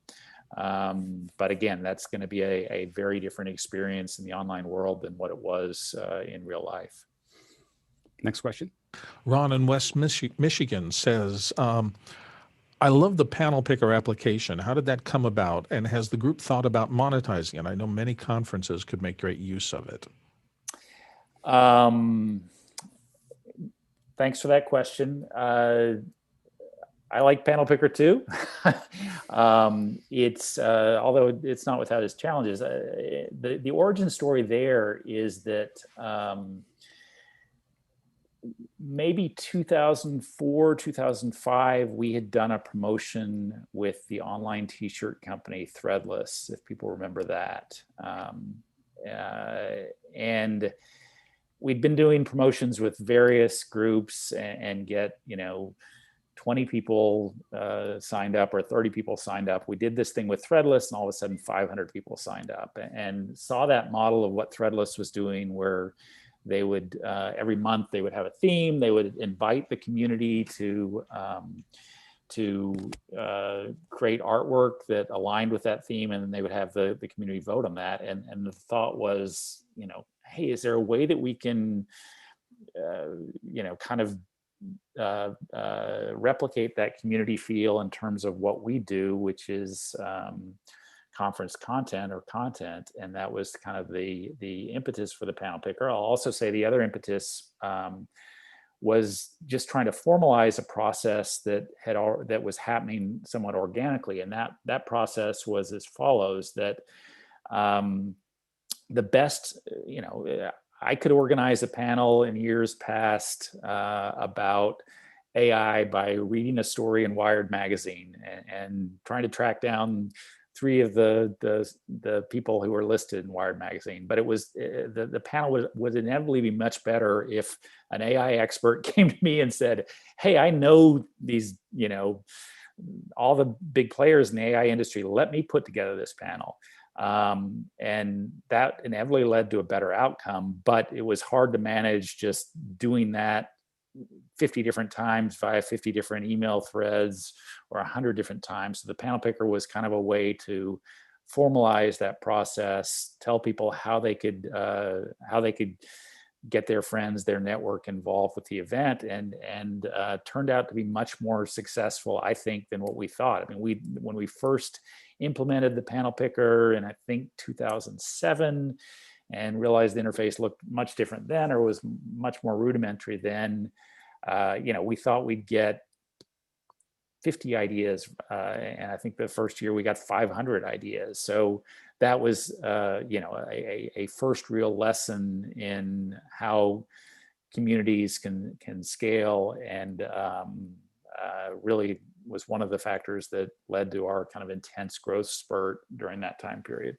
I think it's a really interesting interaction with a panel picker, because of the panels that I've been on, is that there's a mixture. I'm on a lot of panels, but only a couple on South by Southwest. But what I've noticed is that when someone else organizes it for the conference, a lot of times it's kind of like a haphazard, like somebody gets it in and then they kind of figure it all out, and then I get called at the last minute to come in or whatever. And with South by Southwest, there's so much, because you have to do it so early, and there's such heavy competition. I think it tends to be, it just drives the competition to make a really great panel. If you're getting asked to be on a South by Southwest panel, that, you're getting picked because someone's crafting a story that they're trying to put together in a way that'll get accepted. So with the right people, with the right background, that doesn't look like people are going to shill things or do other things. It's going to be really a conversation. So I think it's a really, really fascinating model.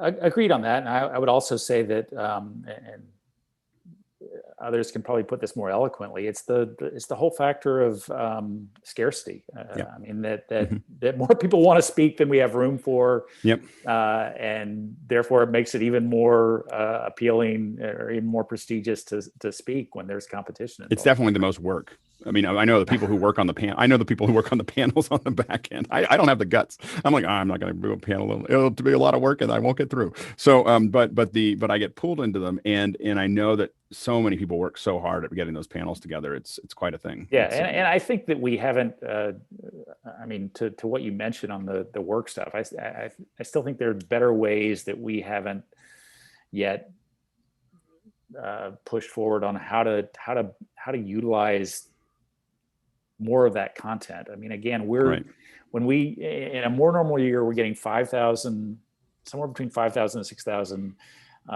proposals. We typically accept or they're admitted into the event somewhere between 500 and 700 of those. But that means there's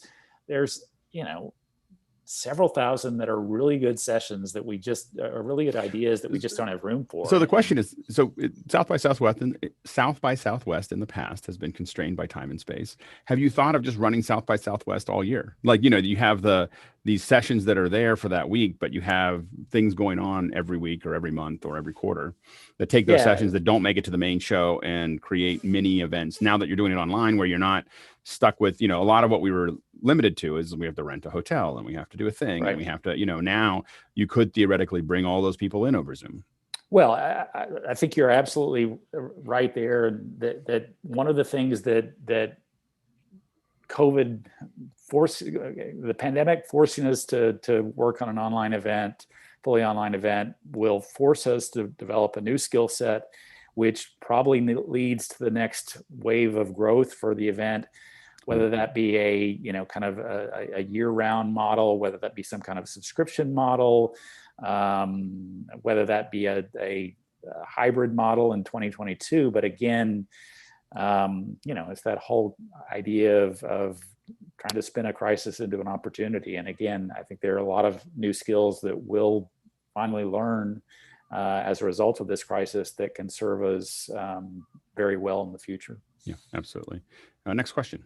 Paul O'Brien is next from Austin, Texas. Would you share some thoughts on the economic impact of South by Southwest being virtual, future plans with the city, larger companies and experiences that we can look forward to when South by Southwest is back in person and then both virtual and together?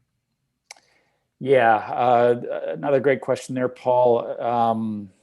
Certainly having a virtual event, while there are many advantages, it's not going to have any of the economic impact on the city that we've had in recent marches. And as context there, our studies show that in 2019, the economic impact of South by Southwest on the city of Austin was about $350 million. That's meals bought, Ubers bought, taxis bought, hotel rooms bought, t-shirts bought, all that stuff. And as context, that's about half to 2/3 of a Super Bowl. It's also, I would say that, South by Southwest is one of the many reasons we're seeing so much tech move to Austin. As people came to Austin during South by Southwest, they had fun, they decided to, hey, I'll move here, they read about it. Again, I don't think we can replicate that in 2021. I do think that in 2022, if the vaccine rolls out as we hope it does, and we're back to a real world event in 2022, that there will be a lot of pent up demand for live events such as South by Southwest, and we'll see a pretty healthy crowd there. And we'll be back to, pushing a lot of money into the Austin economy, which has been good for clubs, for restaurants, for bars, for the overall city's growth. Next question. Comes from Paul here in the panel from Austin, Texas. Hugh, are there events leading up to South by Southwest online or other interviews you have planned? And then he asked the big question that I know is crazy for all the attendees. How are we going to do a virtual softball picnic? Softball, come on. There's this thing called esports. You heard about it? So we're hoping to transition something there. We will probably, while I don't have a finalized schedule to talk about now, we'll have some kind of lead up of events into that March timeframe as a way to build buzz. Great. Next question. Sky from here in the panel and Seattle, Washington says, Hugh, thank you for doing the hard work to keep going. Have you been inspired by TED Talk events? And if so, what structural elements does your event share with things like TED? Yes, always very inspired by TED. I think that TED has been the model for getting content out there on a year-round basis, and is something that have always looked to. So I think that what they do is very applicable to what we do.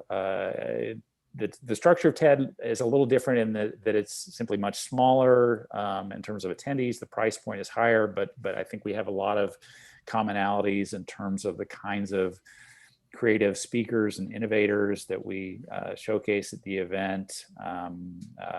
Again, I'll reiterate that their ability to create content out of the main TED event in Vancouver, as well as TEDx events, push that content out via YouTube, via radio, via podcasts, is a model for really everyone in the event business. Well, and I think that's interesting. As I've been to both South by Southwest and TED, and I think that the interesting thing is that how much, well, TED packages it more naturally, because I think South by Southwest is much more conversational. So, which doesn't package as cleanly as a 18-minute presentation. Yeah. So you have an 18-minute presentation that you're producing, you have 10 to 12 minutes of talk, and then you go into the next one. And what's interesting is TED has such huge, there's only one track, and it's got massive breaks between them, between each set of sessions. And I think that is a really, I took a lot from that, that experience, from that process. But I think that we find here, for instance, this doesn't package that well. I mean, we put it on YouTube, but it doesn't package as well, because a conversation is harder than a pre-built presentation that's designed for a given time frame. It's a interesting thing. My very imperfect comparison or analogy here is that TED is a finely curated meal, and we're more like a all-you-can-eat buffet. Smorgasbord. That's great. That's exactly it. That's exactly it. There are benefits to both. Yeah, absolutely. Ask about the cross-homogenization of technology, entertainment, design. Of course, is the acronym for TED. Yeah. Would you have 3 acronyms that you would think you would specialize in? My mind's not that quick that I can do acronyms that quickly. You're a smorgasbord. We'll give you a break there, because we have a lot of questions that we're not going to get to all of them. So definitely vote on the last ones that you want in Makana. Next question. From our own Victor Cahallo here in the panel, Brookings, South Dakota. How do you deal with copyright issues when posting music from the event? One word: lawyers, and lots of lawyers. Certainly, that's one of the bigger challenges moving to a online event, and that is a challenge on the music side, and is a challenge on the film side as well. So that's where the whole rights discussion gets a lot more complicated for 2021 than it has been in the past. I mean, in the past, in a live experience, we've typically had somewhere in the neighborhood of 2,000 bands performing over 5 or 6 days, but we're only recording a small portion of those. So getting rights to those small portions are relatively easy. The numbers of bands that we'll have at 2021 is smaller, but again, we'll have to get rights for all of those, and it gets a little more complicated there. Next question. Stuart Fairweather here on the panel from Melbourne, Australia. What are the basic elements of the South by Southwest panel looks for when deciding what film submissions move forward through the selection process? I think whether it's film fest entry, whether it's a band that's wanting to showcase the event, whether it's a speaker, what South by Southwest, our underlying value proposition is creativity. We're trying to showcase massively creative people doing new things with their particular form of art or their profession. So if it's a film, something that's incredibly creative. If it's a band, something incredibly creative. Speaking, something a speaking proposal via the panel picker. passion and creativity there. Again, in my mind, the worst thing that we can do is be boring. We want content that excites people, inspires people, gives them, new ideas to go forth for the next 12 months. Next question. We're gonna keep moving because we're running. The next one's mine, and I'm going to shorten it a lot. I wondered, Hugh, at what point did the team realize they had to engage with all these other aspects like paid staff, payroll? I mean, you've taken a grassroots thing and grown into a big deal. That means insurance needs and all the ephemeral of kind of a high dollar, higher risk events. And rather than go through the whole thing, are there just a couple of points where you thought we have to grow here and we have to get bigger about this? Yeah, I mean, I think that roughly we can trace that in terms of our office space, from moving from one room to 3 rooms, and then strangely in September of 2019 we moved into we opened up our own building. Now I say strangely because that's something that may not be the best thing to be doing at this time period, and we'll see how that moves forward. But again, we've gone from a 1 or 2 person operation when I joined up in 1989 to something that's got a lot of bureaucracy, and necessarily so. And that is those kinds of transitions in any business, including ours, are present lots of challenges. Do you find that delegation process? Do you find that to be because that you have to keep on expanding from people who know it really well to people who are still coming up to speed? How do you manage that transition? With difficulty, I'll say. Yeah, exactly. I mean, I certainly miss, having been there for far too long, I miss the days when we were smaller and we could, pivot much more quickly, as opposed to, well, this is a good idea, but we need to go through X number of committees to vet the idea. And that's a little bit over exaggeration. I think vetting is important and has saved us from making a lot of really bad decisions. But when we bring new people on board, I think they're often surprised at how much bureaucracy there is and how significant the learning curve is to understanding all our many processes. I mean, it's always hard with any scale. As the scale gets bigger, you just have to manage it. And Paul, we're going to keep going to questions in Mukana. Next question. Sandaban Sahir of Gurgaon, India is in with, hi, Hugh. It seems like the digital platform for the event is Teams plus Azure AD. Are you using a customer management solution, something like Dynamics 365? What other digital platforms are being connected? For example, customer management solutions like Dynamics 365 and so forth. Generally, yes, although there's lots of technical stuff there that you understand a lot better than I do. So I'll say that we're using a lot of those kinds of tools, although I'm not particularly familiar enough to name the exact vendors we're using there. Next question. Andrew Lipnick of San Francisco. Have there been many clubs going out of business in Austin, and how will that affect the hybrid live virtual South by Southwest that you might envision for 2022? I don't think that's a great question, although it's a great question. Yes, the live music scene in Austin, as with every city in the US and around the world, has been dramatically impacted by COVID. So while it doesn't impact us that much for 2021, it will certainly be a huge impact as we return to a hopefully real world experience in 2022. I know that a lot of these clubs were hoping that there would be a real life event in 2021, and they would get a boost from that. Typically that week of South by Southwest is their biggest week of the year, and by biggest week of the year, they're making 30, 40, 50% of their revenue for the whole year in that 1 week. Again, that's something that's not going to happen in 2021. So it is a big challenge. While I'm not sure of the exact specifics, a lot of the relief bills have had funding in there for live music venues. Yet it is still a huge challenge. Live music venues, always existed on very thin margins, and all those margins have obviously been blown out of the water in the last 8 months. And next question. Paul O'Brien of Austin is back in with, are there plans tentative even for anything in person in Austin this year?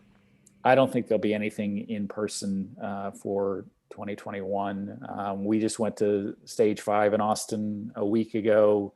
I hope that things will be a little less dramatic in March, but just in terms of safety of attendees, safety of staff, I don't think anything in March in person is likely. Paul, and I think we're gonna we're getting pretty close to the top of the hour here. A couple questions that people want to know whether you enjoyed the office hours. This our little Q&A process here. I think that we've got a couple questions just to kind of combine them together. Hopefully you enjoyed it.